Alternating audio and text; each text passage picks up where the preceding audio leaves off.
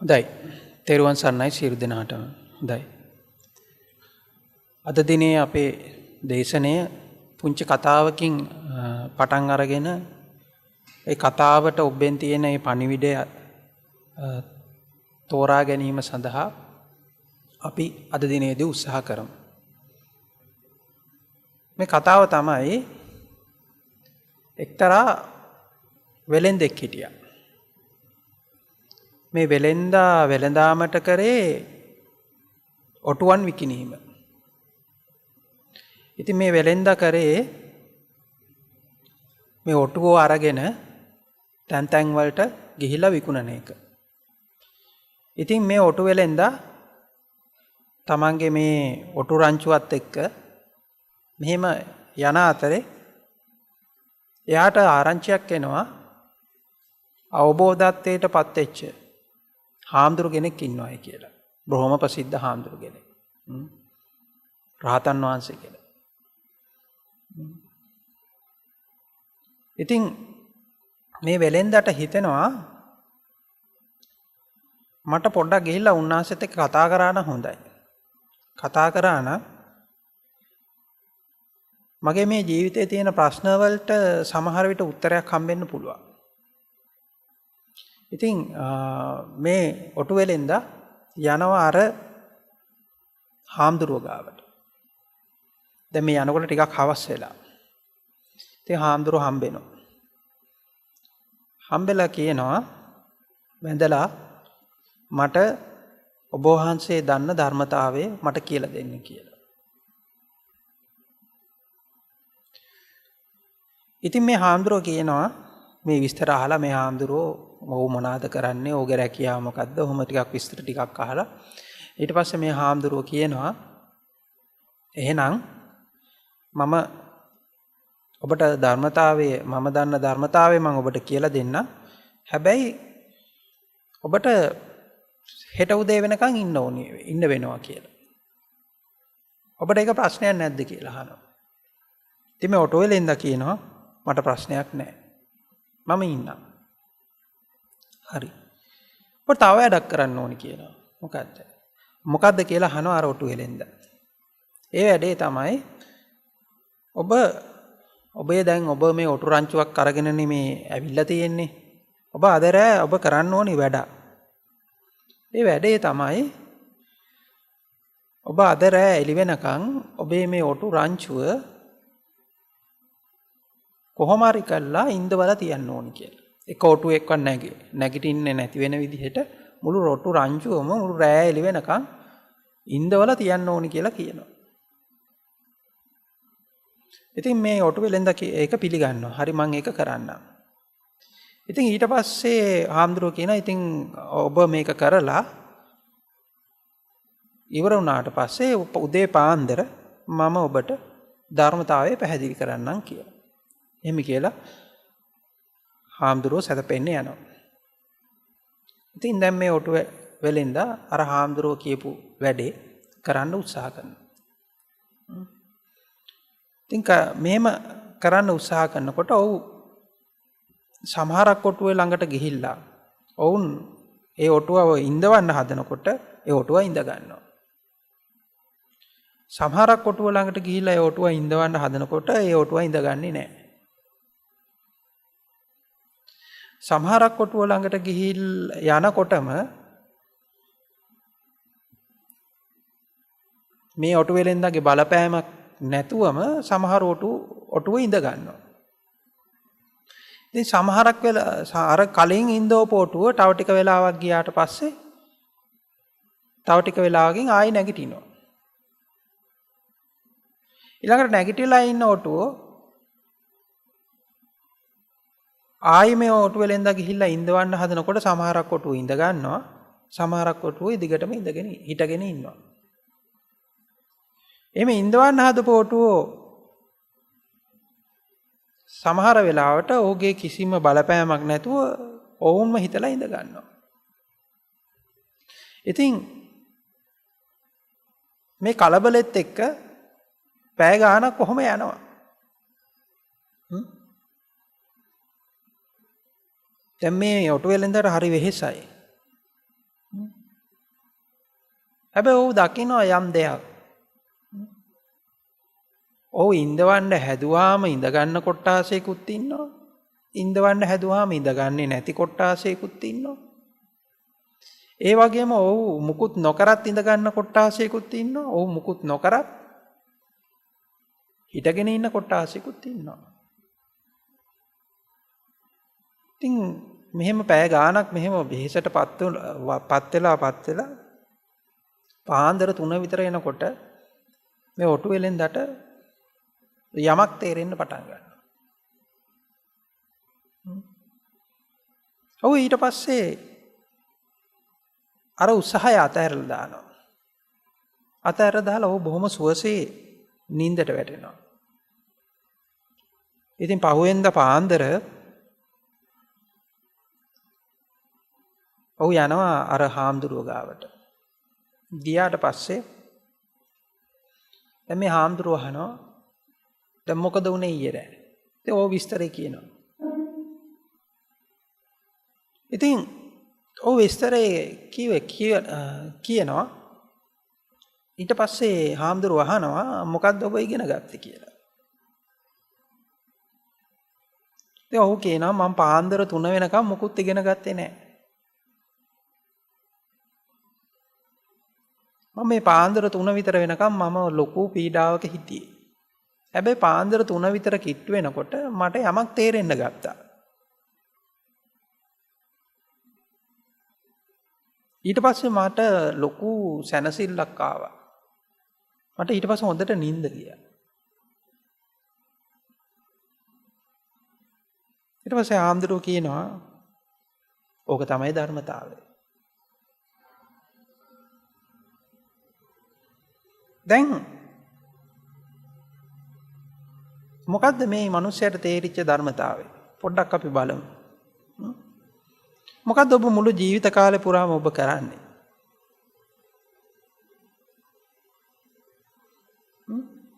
ඔබ ජීවිත කාලේ පුරාම කරන්නේ මේ ඔටුව ඉඳවන්න හදන එක.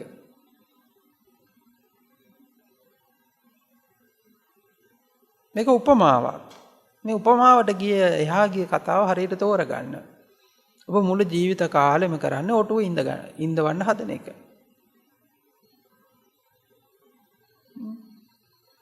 අර ඔටු රංචුවක් ඉඳවන්න හදනකොට අර තියෙන වෙහෙස වගේම ඔබට හැම වෙලාවෙම හරිම වෙහෙසකින් ඉන්නේ. හරිම පීඩාවකින් ඉන්නේ. ඔබ හැම වෙලාවෙම මේ ඔටු රංචුවක් තියාගෙන ඉඳවන්න හදනවා.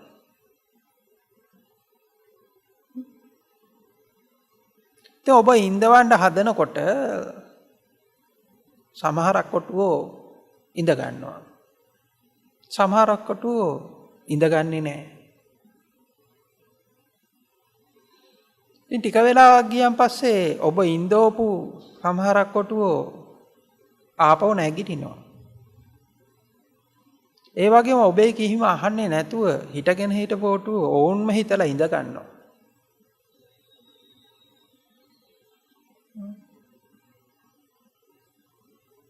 ඔබට ටික වෙලාවක් ගියාට පස්සේ ඔබ හොඳට සැලකිල්ලෙන් බැලුවොත් මේ ජීවිතේ දිහා ජීවිතයේ හැම දෙයකම හරියටම ওই වගේ ටික දෙයක් තමයි තියෙන්නේ. ඔටුව ඉඳවන්න උත්සාහ කරන එක ඔබ කරන්නේ. සමහරක් කාරණා ඔබ සාර්ථක කරගන්න හදනවා. ඔබ ඒ සඳහා උත්සාහ කරනවා. එතකොට ඒ උත්සාහ ඔබ කොච්චර උත්සාහ කරත් සාර්ථක නොවන ඒවා තියෙනවා. හරියට අර ඉඳගන්නේ නැති ඔටුව වගේ.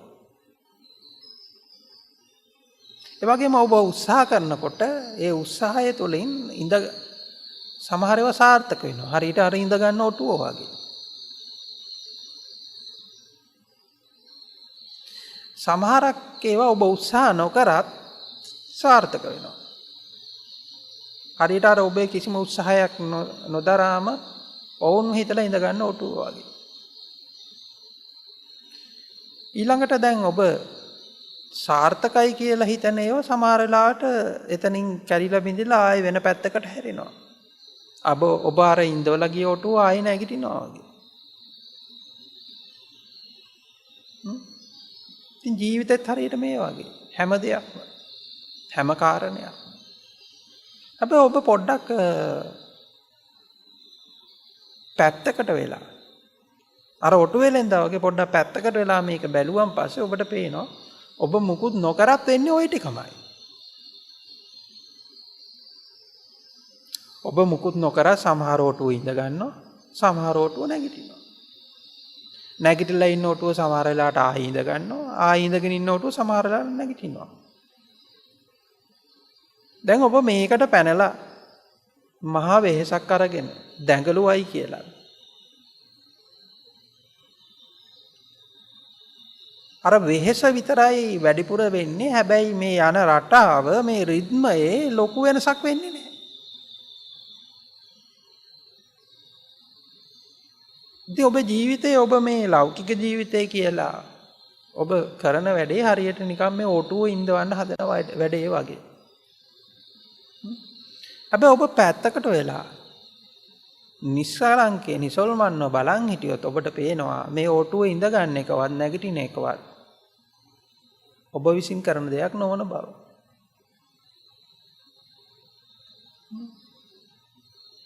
ඔබට නිස්කලංකව ඔබට බලනකොට පේනවා ඒකේ තියෙනවා අපූර්ව ධර්මතාවය. ඉතින් ඔබ මේ ඔටුව ඉඳවන්න හදන එක අතහැරලා දැම්මනම් ඔබේ අර තියෙන ජීවිතයේ තියෙන අර වෙහෙස සම්පූර්ණයෙන්ම නැතුව යනවා.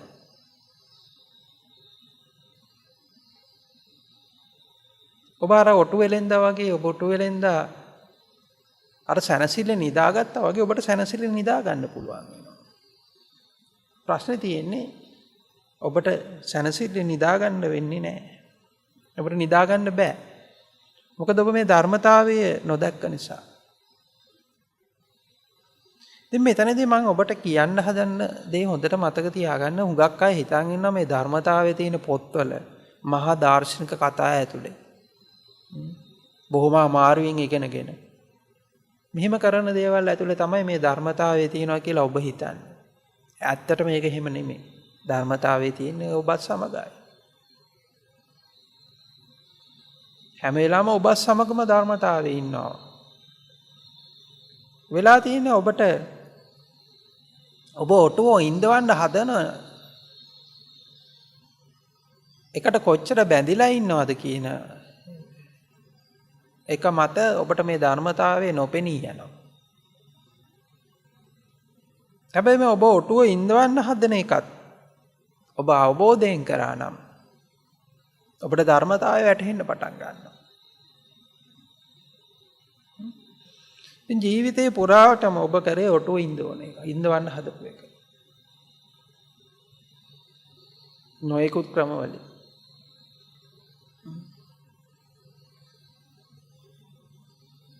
මේ සඳහා ඔබ එක එක විදිහේ දේවල් පාවිච්චි කරා.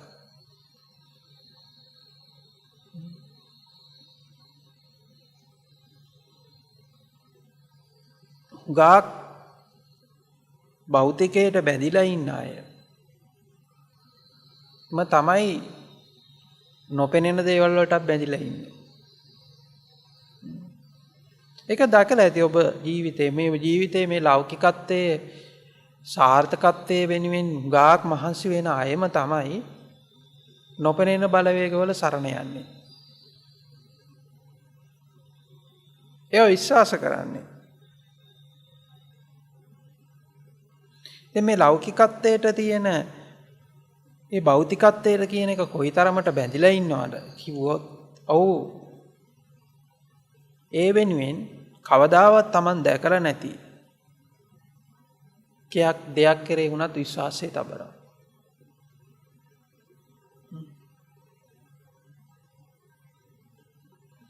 මේ ධර්මතාවය ගැන කියනකොට අපි මේ බණ කියනකොට ගොඩක් අය කියනවා ඔබ වහන්සේ භෞතිකත්වයේ සම්පූර්ණයෙන්ම කඩලා දානවායි කියලා. ඔව් භෞතිකත්වයේ සම්පූර්ණයෙන්ම කඩලා දානවා. හැබැයි හොඳට මතක තියාගන්න භෞතිකත්වයට හුඟාම්ම බැඳිලා ඉන්න අය තමයි භෞතිකත්වයෙන් ඔබට ගිය දේවල් කරේ විශ්වාසය තබන්නේ. ඔවුන් කවදාවත් Tamanට දැකලා නැති, දන්නෙත් නැති, අහලත් නැති දේවල් වල මහා දරුණු විදියට බැඳිලා ඉන්නවා. එම් බැඳිලා ඉන්නේ ඔවුන් අර ඔටුවන් ඉන්දවීම සඳහා බැඳිලා සිටින නිසා. ඉතින් සමහර වෙලාවට දැන් ඔබ කරන වැඩේ හරියට මේ වගේ. ඉතින් දැන් ඔටුවන් ඉන්දවීම සඳහා පාඨමාලා හදාරනවා. සමහරු.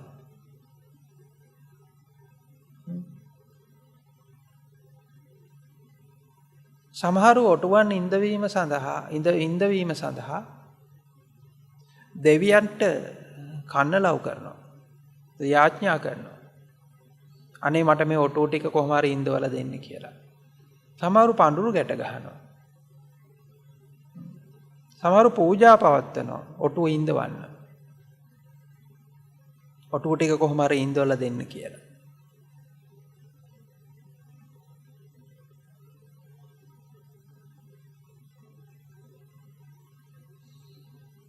සමහරු ඒ ඔටුව ගාල් කරලා තියෙන ඒ භූමියේ වාස්තු දෝෂයක් තියෙනවා කියලා ඒ භූමිය වෙනස් කරනවා. මේ විදිහේ නොයෙකුත් දේවල් කරනවා. එක එක විදිහේ දේවල් උත්සාහ කරනවා. ඒ හැම දෙයක් කෙරෙම ඔබ විශ්වාස කරලා ඔබ ඒවට බැඳිලා ඉන්නේ බොහොම දරුණු විදියට ඔබ බැඳිලා ඉන්නේ ඔබ ඔටුවන් ඉඳවීමට බැඳිලා තියෙන නිසා. හැබැයි ඔබ මොන උත්සාහය කරත් ඔබට ටික වෙලාවක් යනකොට ඔබට පේන්න පටන් ගන්නවා ඔබ අවබෝධයෙන් මේ ඔටුව ඉඳවන්න හැදුවනම් හොඳට මතක තියාගන්න මම ඔබට නැවතත් කියනවා මේ ඔටුවන් ඉඳවීම කියලා කියන්නේ උපමාවෙන්. ඒ උපමාවට එහා ගිහිල්ලා බලන්න ඔබේ මුළු ජීවිත කාර්යයටම කරේ ඔබ යම් ආකාරයකට ඔටුවන් ඉඳවීමට උත්සාහ කිරීම තමයි. ඉතින් මේක ඔබ අවබෝධයෙන් මේ ඔටුවන් ඉඳීම කරොත් මම ඔබට කියන්නේ ඔටුවන් ඉඳීම අතහැරලා දාන්න කියලා.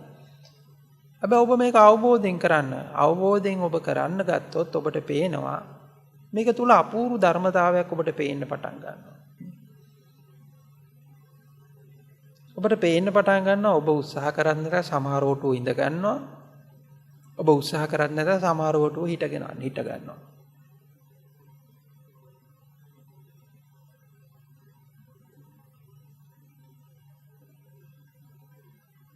මේක මේ ඔබේ තියෙන මේ උත්සාහය වෙහෙස කියන එක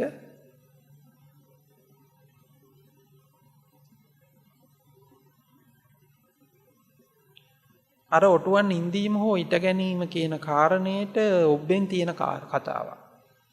ඉතින් ඔබ අවබෝධයෙන් ඔබ සිහිබුද්ධියෙන් යුතුව බැලුවොත් ඔබට මේ ලෝකේ තියෙන යම් ධර්මතාවයක් පේන්න පටන් ගන්නවා. මේ ධර්මතාවය අවබෝධ කරගත්තු අය තවදුරටත් ඔටුවන් ඉඳීමෙන් නිදහස් වෙනවා. ඔවුන් සුවසේ නිදා ගන්නවා. ඔවුන් නැහැරිලා ඉන්නේ හැබැයි ඇහැරිලා හිටියට ඔවුන් සුවසේ නිදාගෙන ඉන්නේ. ඔවුන් අවදි වී සිටියත් ඔවුන්ට අර සුව නින්දක තියෙන විවේකයේ හැම වෙලාවෙම තියෙනවා. මොකද ඔවුන් ඔටුවන් ඉඳීමට බැඳිලා නැති නිසා.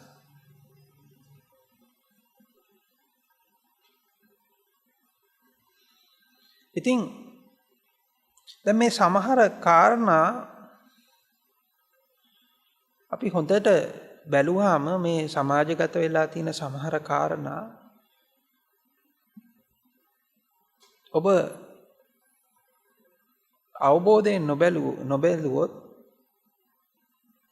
ඔබ ඒ ඇතුළේ හිර වෙනවා. මම මේ පුංචි කතා කීපයක් කියන්නම්. ඒ කතා ඇතුළේ එතනින් එහා ගිය දෙයක් තියෙනවා. දැන් අපි මෙහෙම ගමු. ඔබ දන්නවා ඇති දැන් නම් මේ සංස්කෘතිය තුල මේ කතාව නැති වුණත් කාලයක් මේ රටේ සංස්කෘතිය තුල තිබ්බ කතාවක් තමයි පොඩි ළමයෙකුට කැම ටිකක් කවා ගන්න බැරි වුණාන් පස්සේ මේ ආච්චිලා අර දරුවව බය කරනවා. බය කරන්නේ පුතේ ඔබ කැම ටික කෑවේ නැත්තම් බිල්ලෙක් ඒවි. ඒ බිල්ලා ඇවිල්ලා උඹව ගිලීවි. මේ බිල්ලා බොව කාදමාවි. ඒ නිසා මේ බිල්ලගෙන් බේරෙන්න නම් ඔබ කෑම ටික කන්න. මේ විදිහට මේ ආච්චි අම්මා උපක්‍රමශීලව බිල්ලෙක් හදනවා. හැබැයි බිල්ලෙක් හදන්නේ බිල්ලෙක් ඉන්න නිසා නෙවෙයි.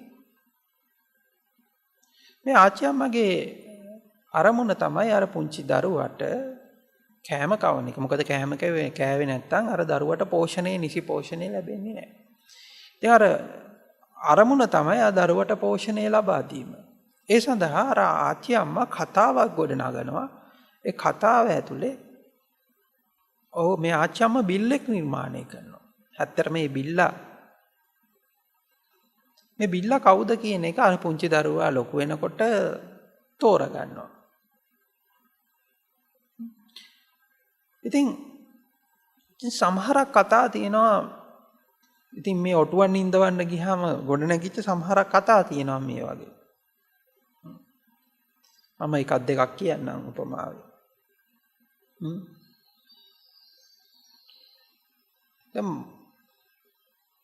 දැන් සමහර වෙලාවට සමහර මිනිස්සුන්ට හරියට මෙන්න මේ වගේ එකක්. මේ සමහර මිනිස්සුන්ට අපිට බිල්ලෙක් මවන්න වෙනවා. ඒ මිනිස්සයාගේ තියෙන මේ මෝඩකම බෙහෙතක් නැති නිසා. අර ආච්චි අම්මට අර පුංචි දරුවට මේ පෝෂණයේ තියෙන වැදගත්කම කෑම කාලා ඒ තියෙන පෝෂණයේ තියෙන වැදගත්කම කියනවට වඩා ලේසි බිල්ලෙක් ඉන්නවා කියලා බය කරවලා බත් ටික කවන එක. ඒ වගේ මේ සමහරක් අයට අපි මෙන්න මෙහෙම කිව්වොත් ගස් කපන්න එපා කියනවට වඩා ලේසි ගහේ දෙයියෙක් ඉන්නවා කියන එක.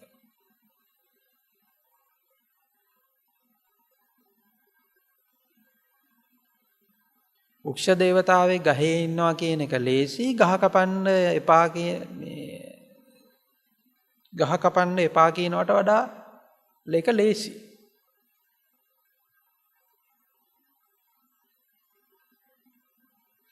එහෙම නැත්නම් දැන් මේ දවස්වල කතා වෙන අපි හිතමු නිරෝධායනේ. දවස් 14ක් එහෙම නැත්නම් දවස් 21ක් කාමරයකට වෙලා නිරෝධායනේ වෙනවා කියනවට වඩා ලේසි ඔබට දෙයියන්ගේ ලෙඩක් තියෙනවා කියන එක. ඉතින් නිරෝධායනේ කියනවට වඩා මිනිස්සු අර දෙයියන්ගේ ලෙඩක් තියෙනවා කිව්වම ඒකට බය වෙනවා. ඒකට එකග වෙනවා.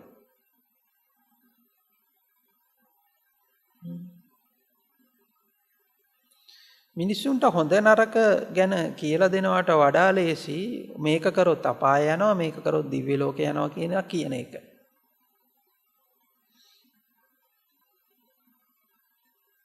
මොකද මේ ඇත්තටම ඔබ හිතුවට මේ වැඩිහිටියෝ ඉන්නේ කියලා බොහෝ පිරිසක් වැඩිහිටියෝ වෙන්නේ නැහැ. බොහෝ පිරිසක් අර තියෙන පොඩිහිටිකමේ තුලම රැඳිලා ඉන්නවා. ඉතින් පොඩිහිටිකම තුල රැඳිලා ඉන්න නිසා ඉතින් සමහරුන්ට මෙන්න මෙහෙම කියන එක ලේසි. මෙහෙම ටිකක් මේ ටික කරොත් උඹලා අපාය යනවා මේ ටික කරොත් උඹලා දිව්‍ය ලෝකේ යනවා. ඉතින් ඔබ අපාය යන්න බය නිසා දේවල් ටිකක් අතහරිනවා. දිව්‍ය ලෝකේ යන්න කැමති නිසා දේවල් ටිකක් කරනවා. හැබැයි ඒකෙන් එහා ගිය ගැඹුරු කතාව ඔබ තෝරගන්නේ නැහැ. එතනින් එහාට ගිය ඒ ගැඹුරු කතාව කවදාවත් ඔබ තෝරගන්නේ නැහැ. මොකද ඔබ ඔටුවන් ඉඳවීමට බැඳිලා ඉන්න නිසා. ඒකට හිත වෙලා ඉන්න නිසා. ඉතින් මේ වගේ දේවල් ගොඩාක් තියෙනවා. අර බිල්ලගේ කතාව වගේ අර ළමයා නම් ටිකක් ලොකු වෙනකොට මේ බිල්ලගේ ඇත්ත කතාව තෝරගන්නවා. හැබැයි ඒ බිල්ලගේ ඇත්ත කතාව තෝරගත්තයි කියලා ළමයා නොකා ඉන්නේ නැහනේ.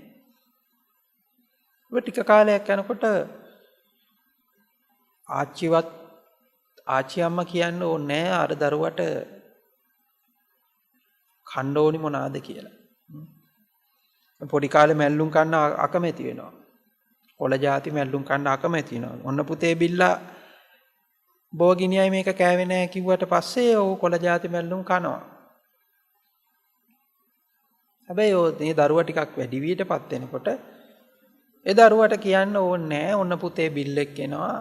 ඒ නිසා මේ කොළ ಜಾති මැල්ලුම් කන්න ඕනි කියලා. මම මේ උපමාවෙන් කියන්නේ මේ කතාව.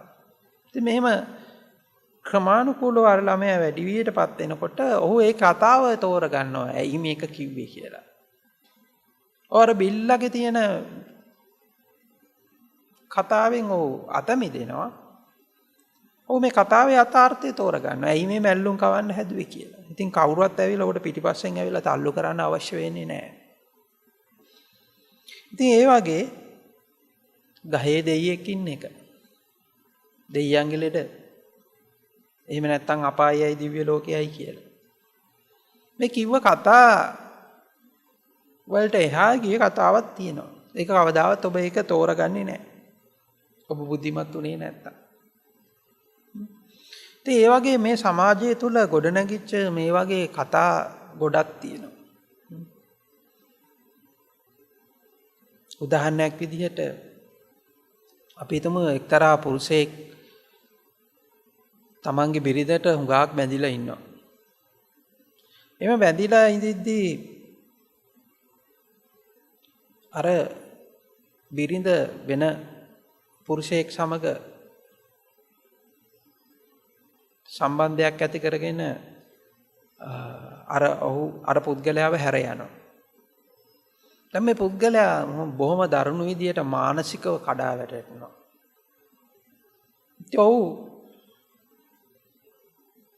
ඔව් දැන් ඔටුවන් ඉඳවන්න හදනවා. ඉතින් ඔව් පිරිසරණක් හොයාගෙන යනවා හැමතැනම. දැන් ඔහු බොහොම අමාරුවෙන් ඉඳවපු ඔටුව නැගිටලා ගියා.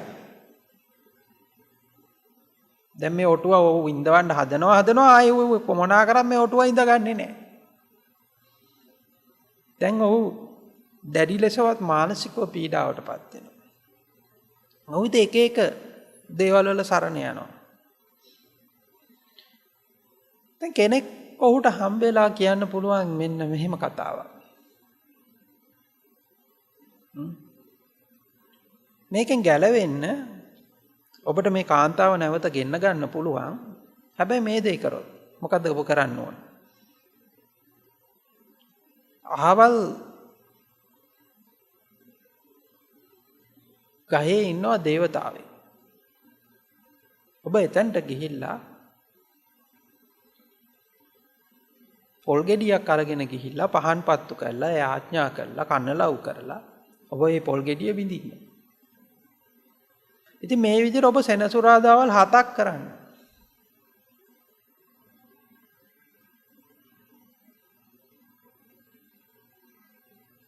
ඉතින් දැන් අර දැඩි පීඩාවටත් මානසික පීඩාවටත් පත් වෙලා ඉන්න අර මිනිස්සයා එනවා බලාපොරොත්තුවක් ඇති වෙනවා. ඔහුට ඇහෙනවා මේක හරි ගිය අයගේ කතා ඇහෙනවා. මේ ගැන ඔහුට ලොකු විශ්වාසයක් ඇති වෙලා ඔහුගේ තිබ්බ ඔහුට ඇති වෙච්ච බලාපොරොත්තු මාත්‍රය නිසා ඔහුගේ තිබ්බ මානසික කඩාවැටීම අර පීඩනයේ යම්තාක් දුරට දුර වෙනවා. ඔහුට බලාපොරොත්තුවක් එනවා. ඔහු පළවෙනි සතිය යනවා. පළවෙනි සතිය ගිහිල්ලා ඔහු කන්නලව් කළා. ඔහු පහන් පත්තු කරලා ඔහු පොල් ගෙඩියක් ගහනවා. දෙවනි සතියට යනවා. ඔය විදිහට ඔහොම සති ටික යනකොට දේවල් දෙකක් වෙන්න පුළුවන්. එකක් තමයි ඔහු හැර ගිය බිරිඳ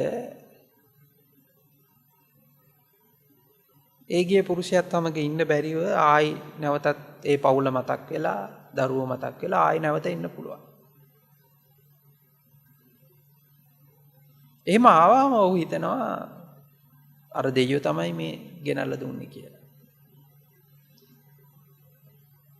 එහෙම නැත්නම් මෙහෙම සති 7ක් ඔහු යනකොට අර මුලින් තිබ්බ අර දැඩි පීඩාව ක්‍රමානුකූලව අඩු වෙලා යනවා. ඔහුට අර කාන්තාවට තිබ්බ අර බැඳීම ක්‍රමානුකූලව අඩු වෙලා යනවා. මේක එක විදිහක ඇත්තටම මානසික ප්‍රතිකර්මයක්.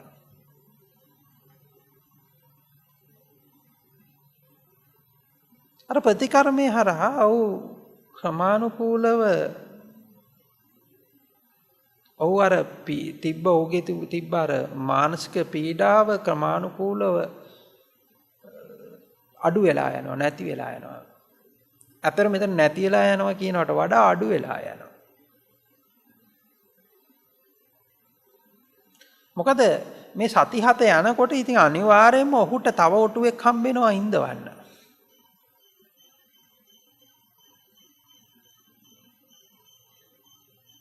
ඉතින් මේ හම්බෙච්ච අලුත් ඔටුව ඉඳවන්න ඕක වෙහෙස වෙනකොට ඉතින් අර පරණ ඔටුවගේ කතාව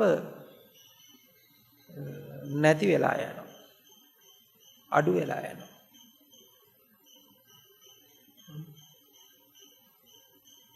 ඉතින් එහෙම දේවල් ටිකක් මේ ඔටුව ඉඳීම හරහා මේ සමාජගත වෙලා තියෙනවා.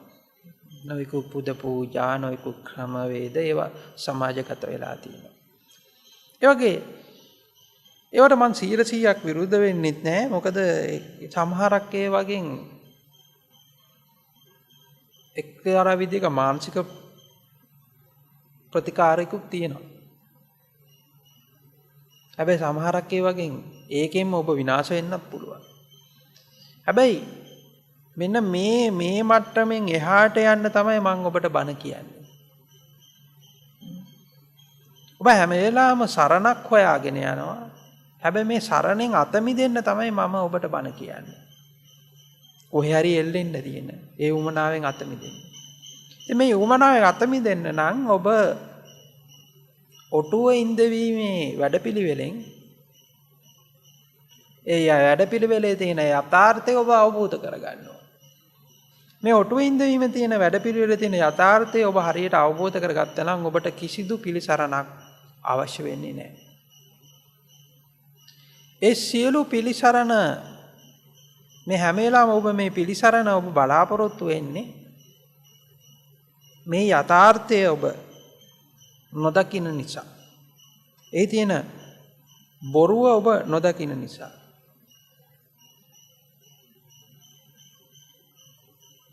තව කතාවක් ඔබට මම මෙහෙම කියන්නම්. මම හිතන්නේ ඔබ බොහෝ දෙනෙක් ඔබලා සියලු දෙනාම වගේ බොහෝ දෙනෙක් වාස්තු බලනවා ඇති.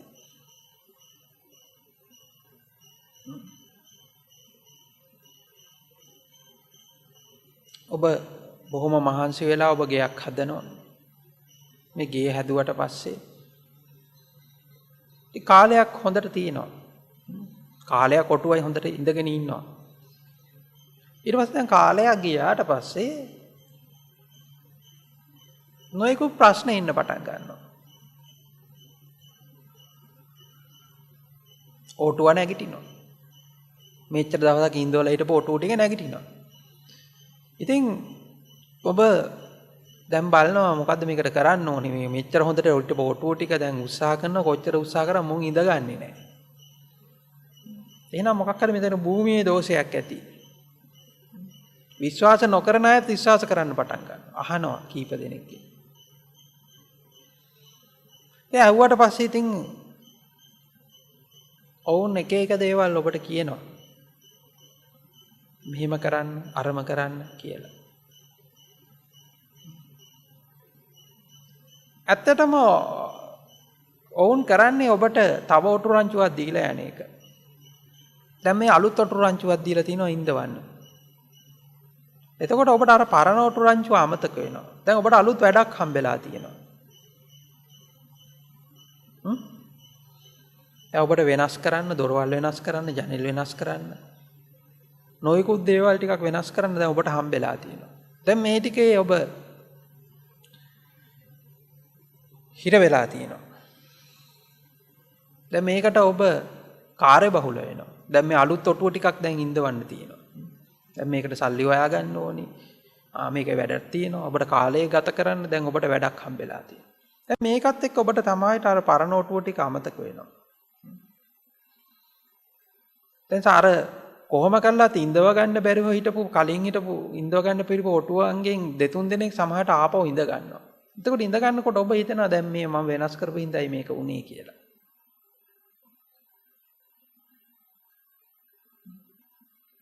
කලින් අවුල් ගිය දේවල් ජීවිතේ අවුල් ගිය දේවල් එහෙම නැත්තම් හිටගෙන හිටපොට්ටුව ටික ආයෙ ඉඳ ගන්නවා. ආයෙ හරියනවා. එතකොට ඔබ හිතනවා දැන් මේ අලුතෙන් ඔටුරංචුවක් අරගෙන ඒ ඔටුරංචුව ඉඳවන්න හදපු නිසා තමයි මේක උනේ කියලා. ඉතින් මේ විදිහට ඔබ නොයෙකුත් ආකාරයේ වෙනස් වීම් කරනවා.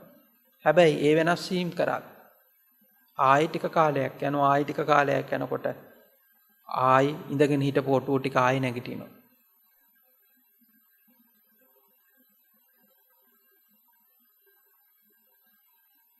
ඔක කෙලවරක් නැහැ. මේ කවදාවත් මේ වාස්තු දෝෂේ කවදාවත් ඔබට අත මිදෙන්න බෑ. හැබැයි මේ වාස්තු දෝෂෙන් අත මිදෙන්න ක්‍රමයක් තියෙනවා.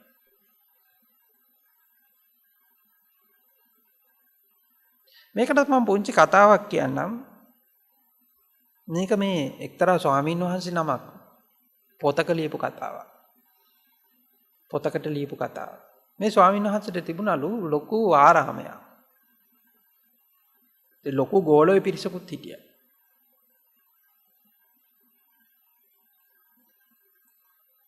ඉතින් මේ ස්වාමීන් වහන්සේ උදේ ඉඳන් හරි කාර්යබහුලයි. මේ හාමුදුරුවෝ. ඔහුට ආරාමයේ පරිපාලන වැඩ තියෙනවා, පිරිසුදු කිරීමේ වැඩ, පරිපාලනය කිරීමේ වැඩ, ඊළඟට ඔහුගේ ගෝලයන්ට ඉගැන්වීමේ වැඩ, ගෝලයන්ගේ ප්‍රශ්න විසඳන එක, ආරාමේ තියෙන තව එක ප්‍රශ්න විසඳන මේ විදිහට ලොකු මහා වැඩ ගොඩක් තියෙනවා. මේ වැඩත් එක්ක උදේ ඉඳන් හවස වෙනකන් මේ හාමුදුරුවෝ මේ නායක හාමුදුරුවෝ කාර්යබහුල වෙලා ඉන්නේ. ඉතින් මේ නායක හාමුදුරුවෝ හම්බෙන්න ලොකු දායක පිරිසකුත් එනවා. ලොකු අමුත්ත පිරිසක් එනවා. දැන් මේ ආරාමක ප්‍රසිද්ධ හින්දා එක එක රටවලු කට්ටිය එනවා. මේ එක දවසක් මේ ලොකු හාමුදුරුවෝ දකිනවා මෙහෙම කතාවක්. මේ ආරාමයට එන හැම අමුත්තෙක්ම කියන්නේ මේ ආරාමයට ආවත් හිත නිවෙනවා. මේක හරි සුන්දරයි. මේ වගේ සුන්දර ආරාමයක් අපි දැකලම නැහැ. මේකේ ගේට්ටුවෙන් ඇතුල් වෙනකොටම හිත නිවිලා යනවා. මේ ආරාමය තුල පුදුමාකාරයේ විදිහේ නිෂ්කලංක බවක් තියෙනවා. පුදුමාකාර විදිහක ලස්සනක් තියෙනවා. ඉතින් මෙහෙම කියනවා. මේ හාමුදුරුවෝ බලනවා දැන් මේකට එන හැම අමුත්තෙක්ම මේ කතාව කියනවා. හැබැයි මට මෙහෙම එකක් දැනෙන්නේ නැහනේ. මොකද්ද මේකේ වෙනස? ඉතින් මේ හාමුදුරුවෝ කරනවා මෙහෙම වැඩක්. මේ හාමුදුරුවෝ නිවාඩුවක් ගන්නවා. දැන් දවස් 7ම වැඩනේ. ආරාමේ පරිපාලන වැඩ, පිරිසුදු කිරීමේ වැඩ, ගෝලය හදන වැඩ, තව නොයෙකුත් වැඩ ගොඩක්. උදේ ඉඳන් හවස වෙනකන් ආරාමේ වැඩ. මෙයා විවේකයක් ගන්නවා. විවේකයක් අරගෙන එළියට යනවා. එළියට ගිහිල්ලා මේ හාමුදුරුවෝ ආරාමයට එනවා අමුත්තෙක් විදියට. අන්න අමුත්තෙක් විදියට ඇතුළට එනකොට ඔහු වෙනදා නොදුටු දෙයක් දකිනවා. මේ හාමුදුරුවෝ කවදාවත් නොදැක දෙයක් දකිනවා. ඔහු මෙච්චර දවසක් නොදැක්ක සුන්දරත්වයක් මේ ආරාමය තුල දකිනවා. මේ ආරාමය තුල තියෙන ගස් කොළන් ටික දකිනවා. ඉන්න කුරුල්ලෝ දකිනවා. මල් දකිනවා. ලස්සනට හැමදලා තියෙනවා දකිනවා. මෙච්චර දවසක් නොදැක්ක මහා නිෂ්කලංක බවක් දකිනවා. අන්න මේ හාමුදුරන්ට මේ ලොකු හාමුදුරන්ට තමන්ගේ මෙච්චර ජීවිත කාලේ පුරාම මහානදම් පුරලා අවබෝධ කරගන්න බැරි වෙච්ච ධර්මතාවයක් අවබෝධ වෙනවා. මොකක්ද ඔහුට මේ හාමුදුරන්ට වෙලා තිබෙන වැරද්ද? හොඳට මතක තියාගන්න ඔබ මේ ලෝකෙට එන්නේ අමුත්තෙක් විදිහට. ඔබ මේ ලෝකෙට අමුත්තෙක් විදිහට ආවම ඔබට මේ ලෝක හැම දෙයක්ම හරි විස්මයක්. ඔබ මේ ලෝක හැම දෙයක්ම ඔබට මහා පාතිහාරයක්. ඔබ මේ ලෝකේ හැම දෙයකින්ම ඔබ සතුටු වුණා. ඔබ කූඹිය කැවිදගෙන යනවා දැක්කහම ඔබ විස්මයටපත් වුණා. මේ කූඹියා ඔබේ දවස සුන්දර කරා. මුළු දවස තිස්සම සමහරට ඔබ මේ කූඹියා පස්සේ පන්නන්න ඇති. මේ ලෝකෙද ඔබ අමුත්තෙක් වෙච්ච කාලේ. සමනලේ පියාඹන ඔබට විස්මයක් වුණා. ඒක පාතිහාරයක් වුණා. මේ සමනලයා පිටිපස්සේ ඔබ දවසම පන්නන්න නැති. මලක් පිපෙනවා දැකලා ඔබ විස්මයටපත් වුණා. කුරුල්ලේ කෑ ගහනවා ඇහිලා ඔබ විස්මයටපත් වුණා. හැබැයි ටික කාලයක් යනකොට ඔබ මේ විස්මය නැතුව ගියා. එතනින් එහාට ඔබ කූඹිය ඇවිදිනවා දැක්කේ නෑ. මල් පිපෙනවා දැක්කෙත් නෑ. කුරුල්ල කෑ ගහනවා ඇහුනෙත් නෑ ඔබට. සමනල පියාඹනවා දැක්කෙත් නෑ ඔබ. ඉර පායනවා දැක්කෙත් නෑ. තරු දැක්කෙත් නෑ ඔබ. අර විස්මය නැතුව ගියා. ඉතින් මේ විස්මය නැතුව ගියේ අර තිබ්බ අර කුතුහලය, අර තිබ්බ ඒ විස්මය, ඒ තිබ්බ ඒ සුන්දරත්වය නැතුව ගියා. ඒ නැතුව ගියේ කවදා ඉඳන්ද? ඔබ හොඳට බැලුවොත් තේරෙවි. ඒ නැතුව ගියේ ඔබ මේ ලෝකෙට අමුත්තෙක් විදියට ඇවිල්ලා ඊට පස්සේ ඔබ මේ අර මේකේ පදිංචිකාරයෙක් අයිතිකාරයෙක් වෙච්ච දවසේ ඉඳන් ඔබ මේ ලෝකේ ස්ථිර පදිංචිකාරයෙක් වුණා. ඊළඟට ඔබ මේ ලෝකේ අමුත්තෙක් වුණා. මේ ලෝකේ ඔබ අමුත්තෙක් වීමෙන් අතහැරලා ස්ථිර පදිංචිකාරයෙක් වුණා. ඔබ මේ ලෝකේ අයිතිකාරයෙක් වුණා. අන්න ඔබ මේ අයිතිවාසිකම ලබාගත්තු මොහොතේ සිට ඔබ ස්ථිර පදිංචිකාරයෙක් වෙච්ච මොහොතේ සිට ඔබට අර සුන්දරත්වය අහිමි වුණා. දරහාම්දුරන්ට මේ ධර්මතාවය තේරුණා. ඔහු මේකේ අයිතිකාරයා වුණා. ඔහු මේ ආරාමේ අධිපතියා. ඔහු අයිතිකාරයා. අර අමුත්තෝ එන්නේ අමුත්තෙක් විදිහට. ඔවුන් කිසිම දෙනෙක් එහි අයිතිකාරයෝ නෙමෙයි. ඔහු හුදෙක් අමුත්ත විතරයි. ඔහු අමුත්ත විදිහට ආපු අය මේ ආරාමේ තිබ්බ සියලු සුන්දරත්වය දැක්කා. නිස්කලංකභාවය දැක්කා. හැබැයි අයිතිකාරය වෙච්ච හාමුදුරුවන්ට ඒ නිස්කලංකභාවය නැතුව ගියා. ඉතින් මේ හාමුදුරුවෝ මේ ධර්මතාවය තෝරගත්තා. ඉතින් බලන්න ඔබ මේ ලෝකෙට අයිතිකාරයෙක් වෙච්ච දවසේ සිට මේ කතාවෙන් ඔබ පීඩාවටපත් වෙනවා. ඔබ ආපස්සට හැරිලා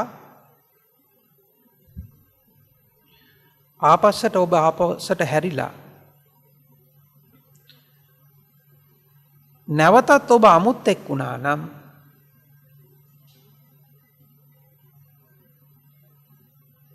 නැවතත් අර කූඹියක් ඇවිදිනවා දැකලා ඔබ විස්මයටපත් වෙන්න පුළුවන් නම් ඔබට සමනලයේ පියාඹනවා දැකලා ඔබට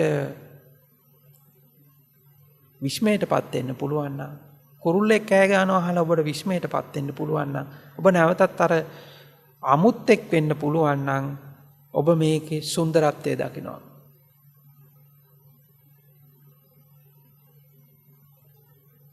අර ආරාමයට ආපු අමුත්තන්ට යම් මුළු ජීවිතේට උන දැනෙච්ච නිස්කලංකභාවය දැනුණා වගේ ඒ නිස්කලංකභාවය ඔබට දැනෙන්න පටන් ගන්නවා.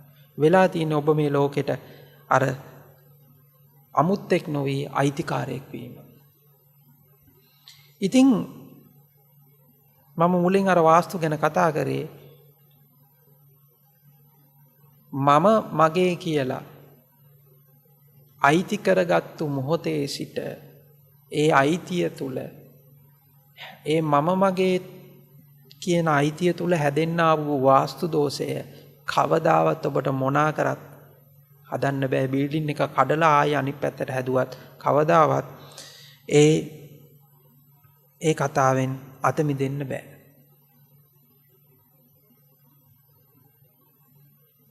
හැබැයි ඔබ මම මගේ කියන මේ කතාවෙන් අයින් වෙලා ඔබ අමුත්තෙක් වුණා නම් ඔබේම නිවසට ඔබ අමුත්තෙක් වුණා නම් ඔබ ඔබේම ආයතනයට ඔබ අමුත්තෙක් වුණා නම්, ඔබ ඔබේම පවුලට ඔබ අමුත්තෙක් වුණා නම්, ඔබ ඔබටම අමුත්තෙක් වුණා නම්, ඔබ මේ ලෝකෙට අමුත්තෙක් වුණා නම්, එතෙන් සිට වාස්තු දෝෂ ඉවරයි. මොකද මේ ඔටුව ඉඳවන්න හදන නිසා තමයි සියලු දෝෂ පැණි නගින්නේ. ඉතින් ඒ කතාව හරියට පැහැදිලි කරගන්න. මම මේ කියන කතාවේ උඩු අර්ථය ගන්න නැතුව මේ කියන කතාවෙන් එහා ගිය අර්ථය ගන්න. ඉතින් දැන් ඔබ ආධ්‍යාත්මික ජීවිතය කියලා ආයි ඔබ ආධ්‍යාත්මික ජීවිතයේ පැත්තට හැරුණාම ආධ්‍යාත්මික ජීවිතය ඇතුළත මොකද්ද කරන්නේ? ආයි ඔබ නිවන් දකින්න කියලා ඇවිල්ලත් ආයි ඔබ කරන්නේ ඔටුවේ ඉඳවන එක.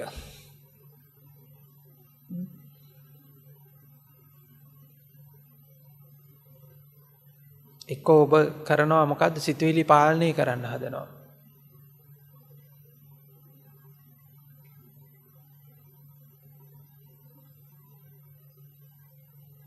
හැබැයි ඉතින් මම ඒක කරන්න එපා කියන්නේත් නැහැ. හැබැයි අවබෝධයෙන් යුතුව ඔටුව ඉඳවන්න හදපු කෙනාට තමයි ඒකේ ධර්මතාවය තේරෙන්නේ. ඉතින් කවුරු හරි කෙනෙක් සිතුවිලි පාලනය කරන්න හදනකොටම ආයි කරන්න හදන්නේ ඔටුවේ ඉඳවන එක.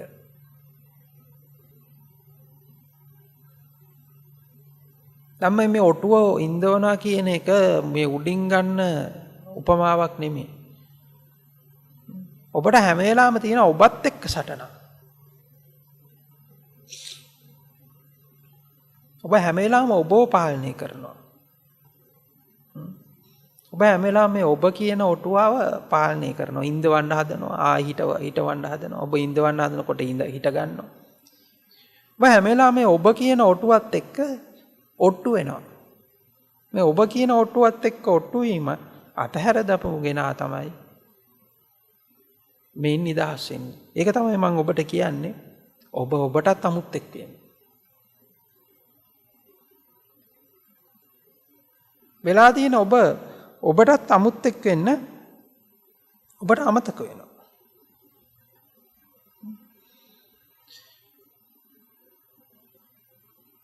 ඔබ ඔබටත් අයිතිකාරයෙක් වෙනවා.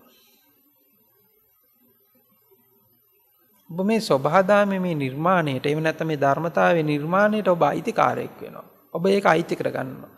ඉතින් අන්න ඒ මොහොතේ සිට ඔබට තියෙන වාස්තු දෝෂයක්.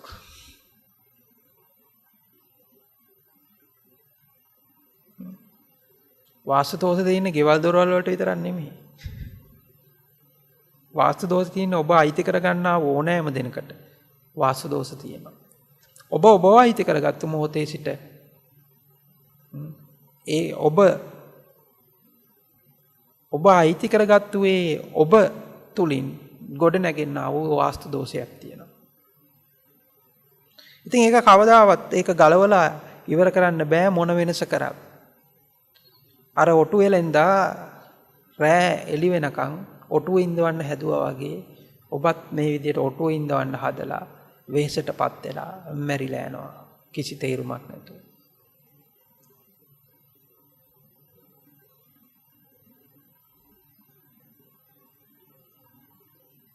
හැබැයි මේක තෝරගත්තොත් ඔබ ඇහැරිලා ඉන්නේ. හැබැයි ඇහැරිලා ඉන්නේ සුවනින්දක විවේකයක් එක්ක.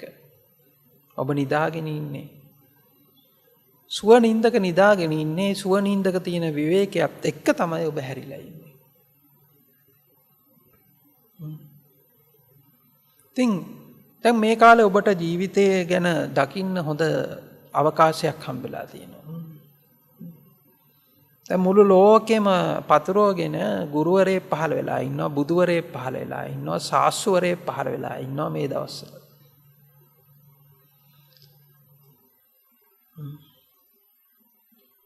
මුළු ලෝකෙම වහගෙන ඉන්නවා. මුළු ලෝකෙ හැමෝටම පණිවිඩය දීගෙන යනවා මේ ගුරුවරයා, මේ ශාස්ත්‍රවරයා, මේ බුදුවරයා, මේ දෙවියන්ගේ වහන්සේගේ පණිවිඩකාරයා. මේ හැමදේම පණිවිඩය දීගෙන යනවා. මුළු ලෝකෙටම දැන් පණිවිඩය දීගෙන යනවා. හැබැයි කීප දෙනාටයි පණිවිඩය ඇහෙන්නේ. දැන් මහා වීරයෝ වගේ ඔටුව ඉන්දවගෙන හිටපු අයට මේ කුණාටුව හමලා මේ ගුරුවරයා ඇවිල්ලා අර සියලු ඔටුව ටික හිටවනවා. නැගිටවනවා. අර සියලු දෙනාගේම බලාපොරොත්තු කැඩිලා යනවා. ඉතින් දැන් මේ විදිහට මුළු ලෝකෙම මේ වහගෙන යන විදිහට එන මේ ගුරුවරයා දෙන පණිවිඩය තෝරගන්නේ බොහොම සීමිත පිරිසක්.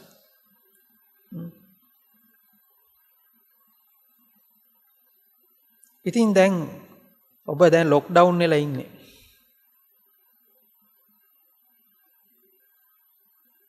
දැන් ඔබ තුල දැන් බලාපොරොත්තුවක් තියෙනවා. දැන් මේ ලොක්ඩවුන් වීම තව ටික දවසකින් අයින් වෙලා මම මේ ලොක්ඩවුන් වීමෙන් නිදහස් වෙනවා කියලා. හැබැයි එහෙම කිව්වොත් ඔබට මේ ආපු මේ බුදුවරයා මේ පණිවිඩ කරුවා මේ ගුරුවරයා දීපු පණිවිඩය ඔබට තේරිලා නැහැ. ඔබට මේ කාලේ ඔබ නිදහසේ ඔබ මේ කතාව ඔබ හරියට දැක්කනම් ඔබ තේරේ ඔබ කලිනුත් හිටියේ ලොක්ඩවුන් මෙහිමක කියලායි. කලිනුත් ඔබ හිටියේ ලොක්ඩවුන් මෙහිමක. කලිනුත් ඔබ හිටියේ හිරවීමක. කලිනුත් ඔබ හිටියේ ඇඳිරි නීතියක් තුල. දැනුත් ඔබ ඉන්නේ ඇඳිරි නීතියක් තුල. දැන් මේකෙන් නිදහස් වෙලා ඔබ යන්න හදන්නේ තවත් ඇඳිරි නීතියක් තුලම. තුලකටමයි තවත් ලොක්ඩවුන් වීමකටම තමයි. මොකද ඔබ මුළු ජීවිත කාලෙම ඔබ හිටියේ යම් රාමුවක හිර වෙලා, රම් කොටුවක හිර වෙලා. ඒ රාමුවේ කොටුවේ හිර වෙලා ඒ රාමුව කොටුවෙන් කැඩිලා ඔබ තව රාමුවකට කොටු වුණා. සෝභා දහම විසින් ඔබ තල්ලු කරලා තව රාමුවකට කොටු කළා. දැන් ඒ රාමුව තුල ඉඳලා ඔබ හිතනවා අර පරණ රාමුව ඔබට රාමුවක් විදියට පේන්නේ නැහැ.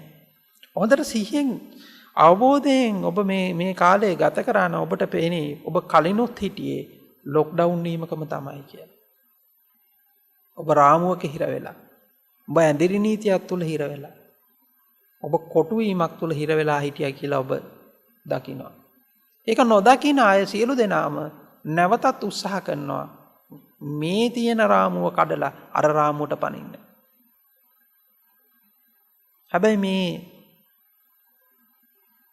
මේ එක ලොක්ඩවුන් නිහිමකින් ඔබ ආයි වැටෙන්නේ තව ලොක්ඩවුන් වීමකටම තමයි ඔබ යථාර්ථය නොදැක්කොත්. ඔබ යථාර්ථය දැක්කොත් මේ ලොක්ඩවුන් වීමෙන් සම්පූර්ණයෙන්ම නිදහස් වෙනවා. නැත්තම් ඔබ ජීවිතේ අඳුරේ ඉන්න නිසා ඔබ මුළු ජීවිත කාලෙම හිටියේ අඳුර නිසා ඔබ ජීවිත කාලෙම තුලම හිටියේ ඇඳිරි නීතිය තුල හිර වෙලා. ඇයි ඔබට ආලෝකය ඇවිල්ලා නැහැ? ඉතින් මේ කියන කතාව හරියට පැහැදිලි කරගත්තොත් විතරයි මේන් අවදි වෙන්න පුළුවන්. ඉතින් අද දවසේ අපි කතාව ඕනට වඩා ගැඹුරු කරෙත් නැහැ. දැන් මෙතනින් එහා ගිය කතාවකුත් තියෙනවා. ඒ කතාව ඔබට තෝරගන්න බෑ මේ ඔබේ තියෙන මේ මූලික දෘෂ්ටි ටික ඔබ පැහැදිලි කරගත්තේ නැති වුණොත්. ඉතින් මේ ලෝකයේ තියෙන මේ සාපේක්ෂක බව ඔබට තේරෙන්නේ නැහැ. ඉතින් මේක හොඳට බලන්න. හොඳට බැලුවොත් ඔබට තේරෙවි බොහොම දරුණු වෛරස් එකක් තියෙනවා කියලා. මේ දරුණු වෛරස් එකෙන් ඔබ කොහොමත් අසනීප වෙලා හිටියේ. හැබැයි මේ වෛරස් එකත් එක්ක ඔබ ජීවත් වෙච්ච නිසාම ඔබ මේ වෛරස් එක බව දැක්කේ නැහැ.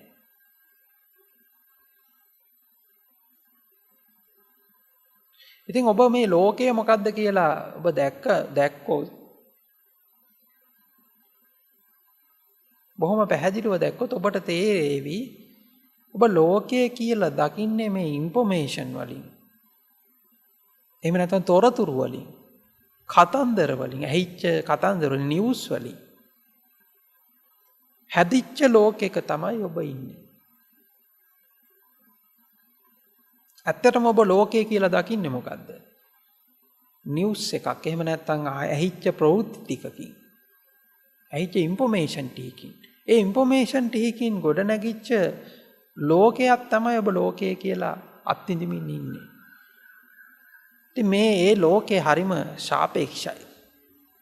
මොකද ඔබ ලෝකය කියලා හිතාගෙන ඉන්න එක නෙමෙයි තව කෙනෙක් ලෝකය කියලා හිතාගෙන ඉන්නේ.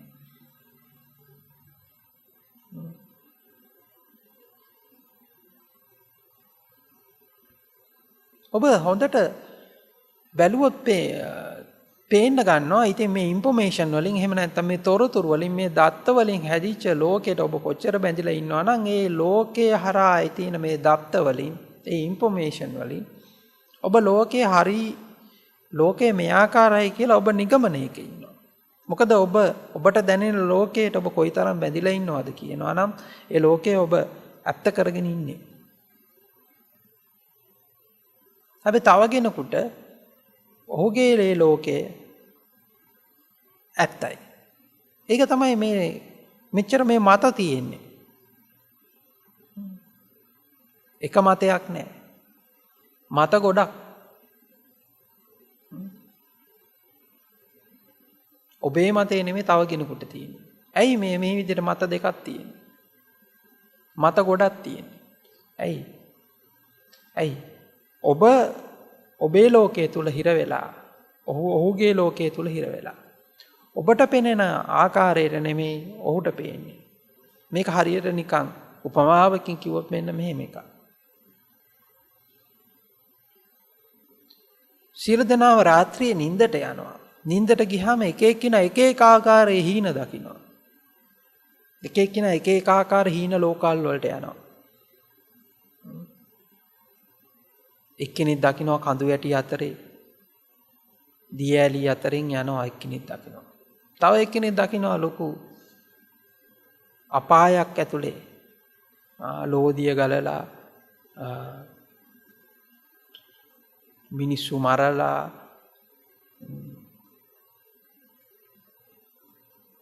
විනාශ වෙලා එකිනෙකා කා කොටා ගන්නා වූ මහා අපායක් මැද්දෙන් යනවා යා හීනෙන් දකිනවා. තව කෙනෙක් දකිනවා හරි සුන්දර කාලා බීලා hina වෙලා ඉන්න සුන්දර ඌසීනයක් තව කෙනෙක් දකිනවා. ඉතින් මේ විදිහට එක එක්කිනා එක එක හීනේ දකිනවා. ඉතින් මේ හීනේ දැකලා ඊට පස්සේ පහුවෙන්දට ඇවිල්ලා ඔවුන් එක එක්කිනා මේ දැකපු හීන ගැන කතා කරනවා. එක්කෙනෙක් තමන් මේ දැකපු හීන ලෝකෙ ගැන විස්තර කරනවා. තව කෙනෙක් ඔහු දැකපු හීන ලෝකෙ ගැන විස්තර කරනවා. තව කෙනෙක් ඔහු දැකපු හීන ලෝකෙ ගැන විස්තර කරනවා.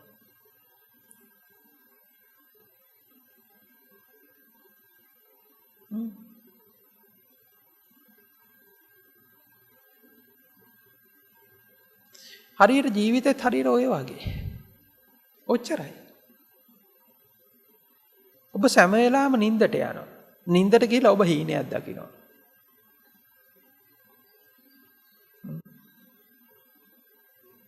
ඔබ මේ විදිහට දවල් සීනයක් දකිනවා. දවල් සීනේ දැකලා ඔබ ඒ දකපු දවල් සීනේ ගැන කතා කරනවා.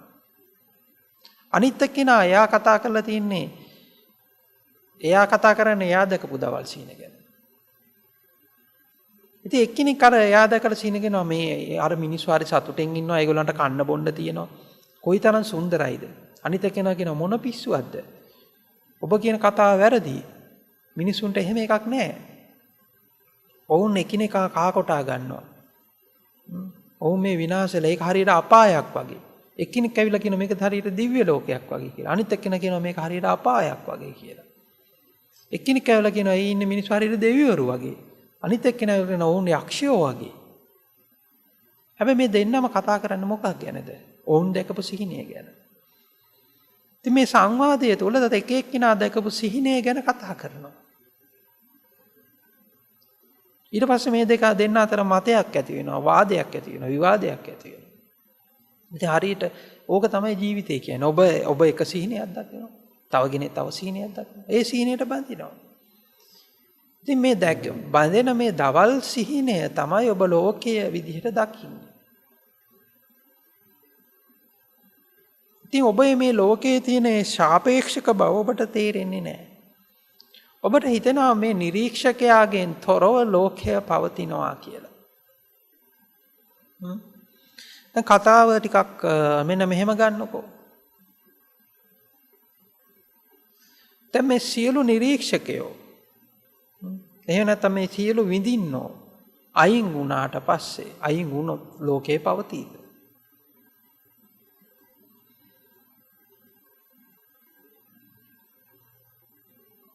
දැන් මේ ලෝකේ පවතින්න නම් ලෝකයේ දැනෙන කෙනෙක් ඉන්න ඕනේ. ඒ දැනෙන සියල්ලම අයින් වුණොත් ලෝකේ පවතීද? ඔබ කියාවේ පවතිනවා කියලා. දැන් මේ ලෝකයේ සියන සියල්ලු දැනෙන්නෝ අයින් වුණාට පස්සේ ලෝකය පවතින බව දැනෙන්නේ කාටද?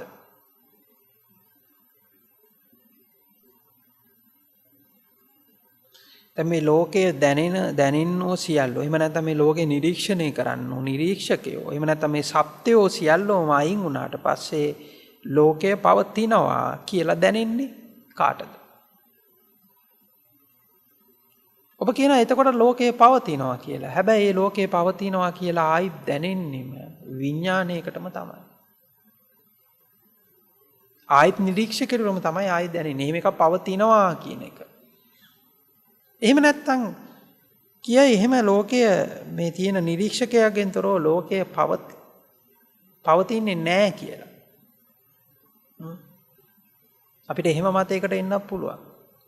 මේ සියලු දැනෙන්නෝ සියල්ලෝම අයින් කරාට පස්සේ ලෝකේ පවතින්නේ නැහැ.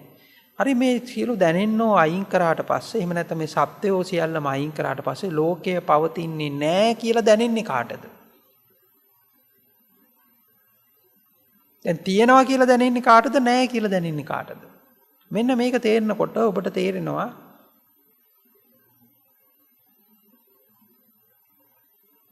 ඔබට 아무තු කතාවක් තේරෙන්න පටන් ගන්නවා.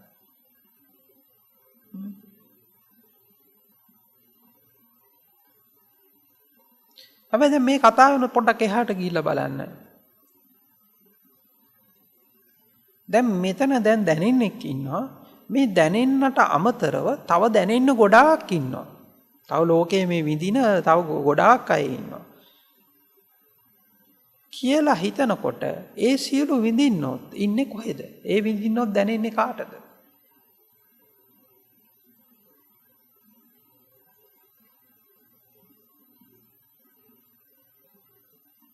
මේක හරියට ඔබ පැහැදිලි කරගෙන යනකොට මේ ලෝකයේ සහ මේ ලෝකයේ සිටින පුද්ගලයෝ, සත්ත්වයෝ, ද්‍රව්‍ය වස්තු පුද්ගලයෝ කියන ඔක්කොම අර ඔබ හදාගත්තු ইনফরমේෂන් ලෝකයට, තොරතුරු ලෝකයට, දත්ත ලෝකයේ ඇතුලේ. එහෙම නැත්නම් ඔබ දකින දවල් සිහිනයේ ඇතුලේම විතරක් ඉන්නවයි කියලා ඔබට තේරෙන්න ගනී. ඉතින් ඒක ඔබට තේරෙනකොට ඔටුවා ඉඳගෙන හිටියත් එකයි ඔටුවා හිටගෙන හිටියත් එකයි. ඉතින් මේක දකින්න. මේ කතාව හරියට දකින්න. නැත්තම් ඔබ කරන්නේ ජීවිතේ එක රාමුවකට කොටු වෙලා ඉන්න එක විතරයි.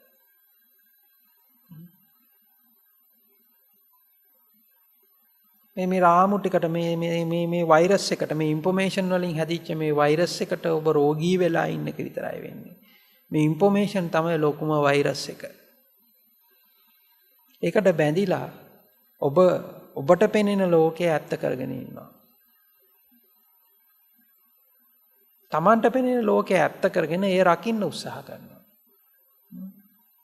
දැන් බොහෝ දෙනෙක් ශාසනය රකින්නවා කියලා කරන්නේත් ඔච්චර තමයි. ශාසනය රකින්න කියලා හදන්නේ තර තමන්ම ආවගත්තු ලෝකේ ඇතුලේ ඉන්න ඔට්ටුව ටික ඉඳවන්න හදන එක. ඉතින් රකින්න දෙයක් පරිස්සම් කරන්න දෙයක් හම්බෙනවා නම් ඒක නම් ශාසනය නෙමෙයි. ඉතින් ඒකට කියන්න වෙන්නේ පැහැදිලිව මුලාව.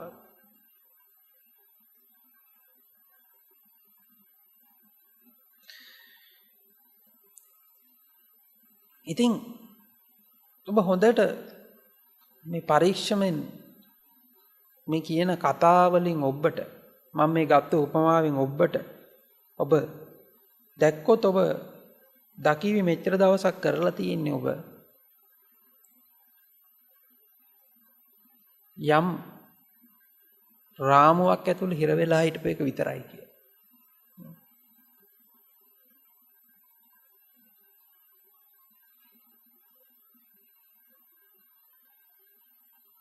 දැන් ඔබ සමාජයට ආයතනයක වැඩ කරනවා ඇති ආයතනේ වැඩ කරනකොට අපි යම් වැඩක් කරන්න යම් කිසි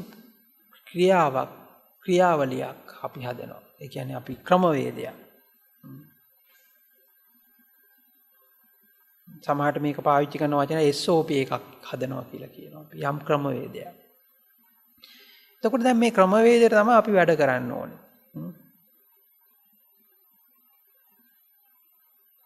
ඉතින් ඔබ බැලුවොත් ඔබේ ජීවිතේ ඔබ තියෙන්නේ එක්ත මේ විදිහේ ක්‍රමවේදයන් ගොඩක් විතරයි. ඔබ ඉඳ ගන්න ඕනි විදිය, ඇවිදින්න ඕනි විදිය, කන්න ඕනි විදිය, බොන්න ඕනි විදිය, පවුලක් නඩත්තු කරන්න ඕනි විදිය, වාහනයක් කෙලවන්න ඕනි විදිය, ඔය විදිහට හැසිරෙන කන බොන විදිය, හිතන විදිය පවා හොඳට බැලුවොත් ඔබ යම් ක්‍රමවේදයකට අනුකූලව තමයි කරන්න උත්සාහ කරන්නේ. මේක ඇතුලේ යම් රාමුවක් තියෙනවා. මං කියන්නේ මේ රාමු කඩන්න කියලා නෙමෙයි ඉස්සලා මේ රාමු ටික ඔබ අඳුන ගන්න. ඔබ හොඳට බැලුවොත් ඔබට පේනේවි ඔබ හරියට මේ ප්‍රෝග්‍රෑම් කරපු රොබෝ කෙනෙකුට ඔබට ගිය දෙයක් මෙතන නැහැ. ප්‍රෝග්‍රෑම් කරපු රොබෝ කෙනෙක් විතරයි. රොබෝ කෙනෙක් අපි කරන්නේ දත්ත ටිකක් අපි ප්‍රෝග්‍රෑම් කරලා දෙනවා. ඒ දත්ත ටිකක් ප්‍රෝග්‍රෑම් කරලා දුන්නාම ඒකට අනුකූලව රොබෝ වැඩ කරනවා. ඒ වගේ තමයි ඔබ මේ විදිහේ ප්‍රෝග්‍රෑම් කරපු ප්‍රෝග්‍රෑම් එකක් ඇතුලේ හිර වෙලා ඉන්න තව එක රොබෝ කෙනෙක් විතරයි.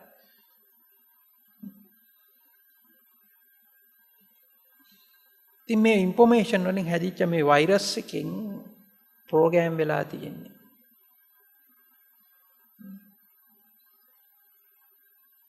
ඉතින් මේ ප්‍රෝග්‍රෑම් එක අඳුන ගන්න, මේ ප්‍රෝග්‍රෑම් එකට තියෙන බැඳීම අඳුන ගන්න. හැබැයි මේ ප්‍රෝග්‍රෑම් එකට තියෙන බැඳීම අඳුන ගන්නකොට එක දෙයක් වෙනවා බොහොම පැහැදිලිව. ඔබ මැරෙනවා.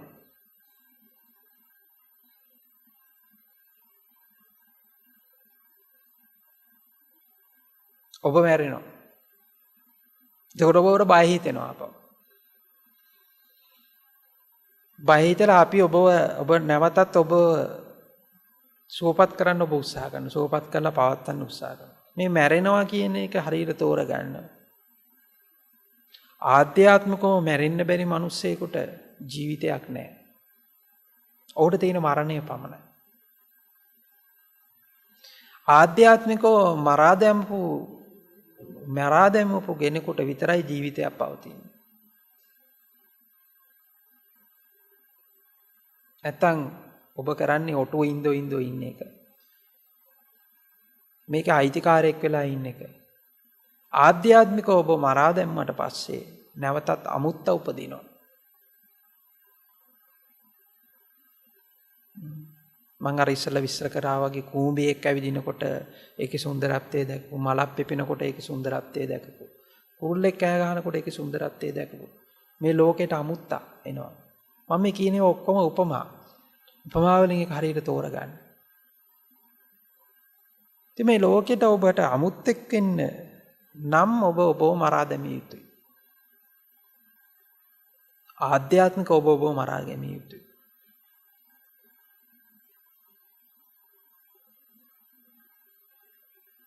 මොකද ඔබ තමයි ඔබේ ඔටුරංචියේ ඉන්න ලොකුම ඔටුවා. ඉතින් ඒක හරියට තෝරගන්න. ඉතින් අද දවසේ අපි ටිකක් ගැඹුරට කතා කරෙත් නැහැ. හැබැයි මේ මූලික කතා ටික හරියට තෝරගන්න. ඒ කතා ටික තෝරගත්තාන් පස්සේ එතනින් එහාට ගිහිලා ඔබ දාගෙන කීවි මොකද්ද, කොහෙද මේ කාලය තියෙන්නේ, කොහෙද මේ අවකාශය තියෙන්නේ, කොහෙද මේ මුළු දෘෂ්ටි ටිකම තියෙන්නේ, මුළු කතන්දරේ මුළු ලෝකෙම කොහෙද පවතින්නේ කියලා ඔබට තේරෙන්න ගන්නේ. එතකොට මේ කාලයෙන් සහ ලෝකයෙන් සහ අවකාශයෙන් මේ සියල්ලෙන්ම ඔබ නිදහස් වෙයි. ඉතින් කතාව අවසන් කරන්න කලින් පුංචි කතාවකින් මේක ඔබට තෝරලා දෙන්න.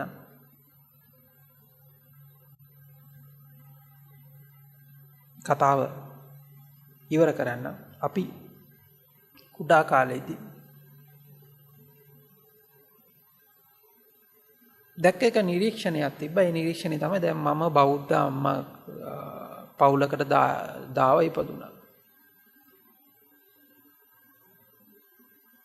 මට තිබ්බ පොඩි කාලේ තිබ්බ ප්‍රශ්නයක්. එතකොට දැන් මම අම්මා තාත්තා බෞද්ධ නිසා මම බෞද්ධ. එතකොට දැන් මම මුස්ලිම් පවුලකට දාව ඉපදුණා නම් මම මුස්ලිම්. මම ක්‍රිස්තියානි පවුලකට දායව උපදුණා නම් මම ක්‍රිස්තියානි. මම හින්දු පවුලකට දායව උපදුණා නම් මම හින්දු. දැන් මම බෞද්ධ පවුලකට දාව උපදිච්ච හින්දා මම දැන් බෞද්ධ හරි කියලා හිතනවා. මම ක්‍රිස්තියානි පවුලකට දාව ඉපදුණා නම් මම ක්‍රිස්තියානි හරි කියලා හිතනවා. මම මුස්ලිම් පවුලකට දාව ඉපදුණා නම් මම මුස්ලිම් හරි කියලා හිතනවා. මම හින්දු පවුලකට දාව ඉපදුණා නම් මම හින්දු හරි කියලා හිතනවා. ඉතින් මං කොහොමද දන්නේ මොකක්ද හරි කියලා? ඉතින් මං ওই ප්‍රශ්නේ ඇහුවා කීප දෙනෙක්ගෙන්. මට මෙහෙම හරි අපූර්ව උත්තරයක් ආවා. ඒ අපූර්ව උත්තරේ තමයි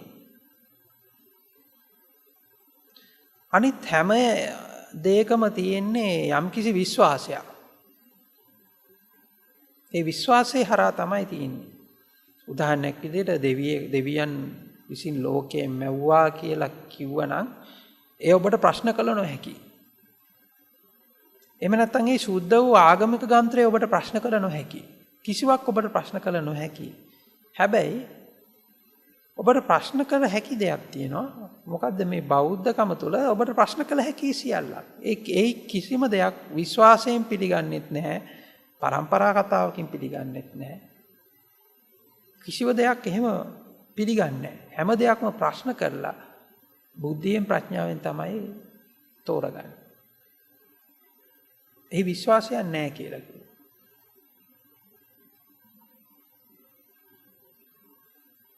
ඒ පොතකට බැඳිලත් නැහැ කිව්වා. කිසි දෙයකට බැඳිලා නැහැ කිව්වා. ඉතින් මට මේ කතාව මගේ හිතට ඇල්ලුවා. එහෙනම් මම බෞද්ධ වෙන්නම් කියලා කිව්වා.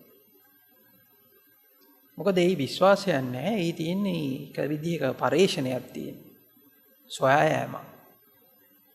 ඒ කිසිවකට බැඳිලා නැහැ. ඕනෑම දෙයක් ප්‍රශ්න කරන්න පුළුවන්. ඒ ප්‍රශ්න කිරීමේ නිදහස අවකාශයේ තියෙනවා. හැබැයි අපි ටිකක් යන කාලය යනකොට අපිට තේරුණා ඒක එහෙම නෙමෙයි කියලා. මොකද බෞද්ධ කියන සීල දෙනාම යම් කිසි කටුවක රාමුවක හිර වෙලා ඉන්න. ඔවුන් ප්‍රශ්න කරන්නෙත් නැහැ. ඔවුන් තුළ නිදහස් චින්තනයක් ඇත්තෙත් නැහැ. ඔවුන්ව ප්‍රශ්න කරන්නෙත් නැහැ. ඔවුන්ව බැඳිලා ඉන්න රාමු ටික ප්‍රශ්න කරන්නෙත් නැහැ. ඒව ටික නඩත්තු කරගෙන යන එක විතරයි කරන්නේ. එතකොට අපිට තේරුණා අර කිව්ව ගොඩේමයිනේ දැන් මේගොල්ලොත් ඉන්නේ. දැන් ඔබත් බලන්න ඔබත් ඉන්නේ. ඔබ ඇත්තටම බෞද්ධද? ඔබ ඇත්තටම බෞද්ධද? ඔබ සියල්ල ප්‍රශ්න කළ යුතුයි. සියල්ල කිව්වම ඔබේ බෞද්ධකමත් ප්‍රශ්න කළ යුතුයි. ඔබ මේ ඔටුවන් නින්දවීම ඔබ ප්‍රශ්න කළ යුතුයි.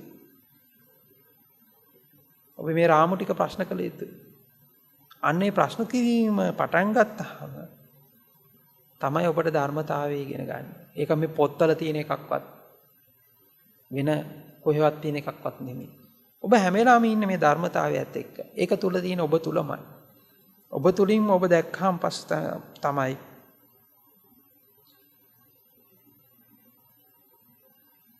එය වැටහෙන්නට ගන්න. ඉතින් ඒක දකින්න. ඉතින් ඒවා දැකලා අපේ තවත් දේශන තියෙනවා. ඒ වහන්න. ඉතින් අද ටිකක් මම උඩින් ගියේ කතාව. ඒ ටික අහන්න. ඉතින් තවත් ඉතින් ලෝකය කියන්නේ මොකක්ද කියලා අපි තව පැහැදිලි කරලා තියෙනවා. එතකොට ඒවා පැහැදිලි කරගත්ත අරගෙන මේ තමා පිළිබඳව කරන්නා වූ පරීක්ෂණය සිද්ධ කරන්න. ඒ පරීක්ෂණය සිද්ධ කරනකොට ඔබ ක්‍රමානුකූලව නිදහස් වේවි. අර මං කලින් කිව්ව විදිහට ඔබ අවදි වී සිටීවි. ඒ තුල තියෙන පූර්ණ අවදියක්. හැබැයි ඒ පූර්ණ අවදිය තුල සුව නින්දක විවේකයේ ඇතුව ඇති පූර්ණ අවදියක්. ඉතින් ඒ කතාවත් කියන ගමන් අපි එහෙනම් අද දිනේ දේශනය අපි අවසන් කරනවා. සියලු දෙනාටම තෙරුවන් සරණයි. රාගක්ඛයෝ නිබ්බානං